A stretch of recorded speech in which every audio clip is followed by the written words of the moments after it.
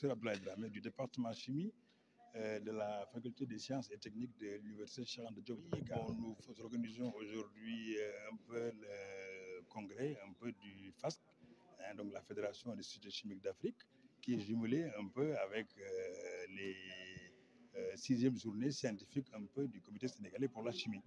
Voilà, et donc nous réunissons un peu à Dakar toutes les sociétés chimiques d'Afrique, pratiquement, qui sont affiliées un peu au FASC, bon, dans le cadre en fait d'un congrès.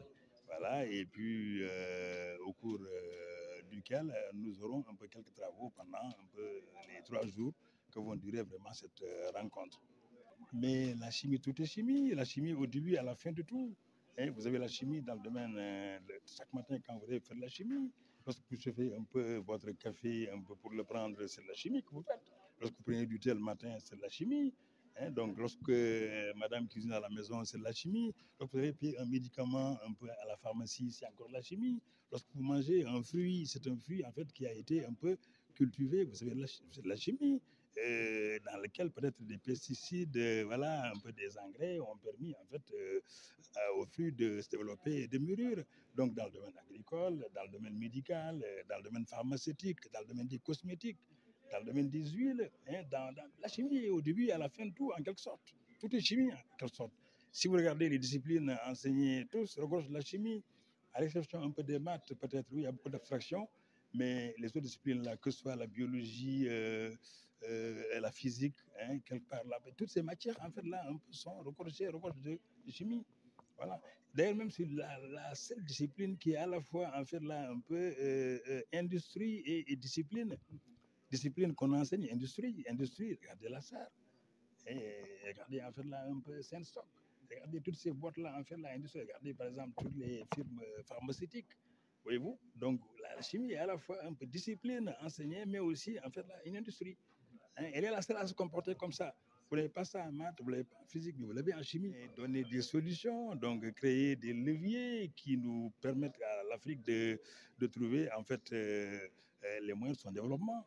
On a dit la chimie, un levier en fait pour le développement durable en Afrique. Voilà, et donc on va discuter de beaucoup de thèmes. Beaucoup de thèmes seront battus en brèche par les collègues qui sont là pendant ces 2 à 3 jours. Et ça permettra vraiment de sortir beaucoup de nouveautés dans le domaine de la recherche, voilà, et qui est applicable tout de suite. Les médicaments en fait là que nous avons, l'agriculture, c'est des fruits de la recherche qui permettent d'aller vers ces applications-là. La recherche fondamentale a toujours de beaux jours devant elle.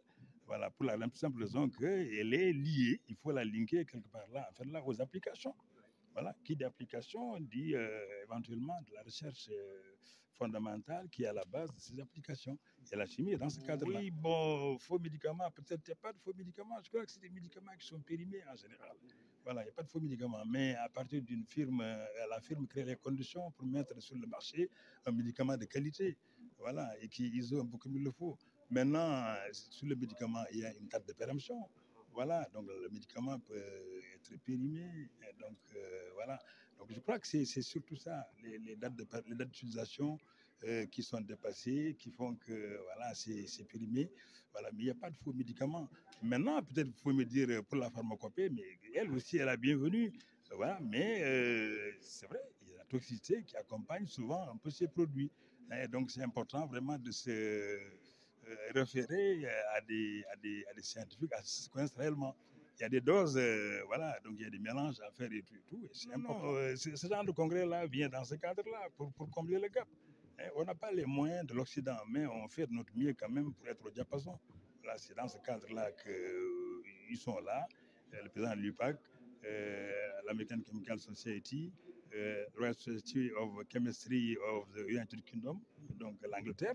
Ils sont tous là représentés. Et donc, on discute un peu entre nous et on voit les possibilités de coopération que l'on peut avoir avec une bonne place. Une bonne place, l'Afrique n'est pas en reste. Et d'ailleurs, même en fait, là, tous les grands scientifiques, pas mal de scientifiques que vous avez à travers l'Occident, les États-Unis, c'est des Africains d'origine. Voilà. Maintenant, il faut organiser en fait le fait que ces Africains-là, en fait, puissent revenir et développer en fait tout ce qu'ils ont eu un peu ailleurs là, ici en Afrique. D'ailleurs même c'est le discours de président du PAC, fédérer les forces et rester.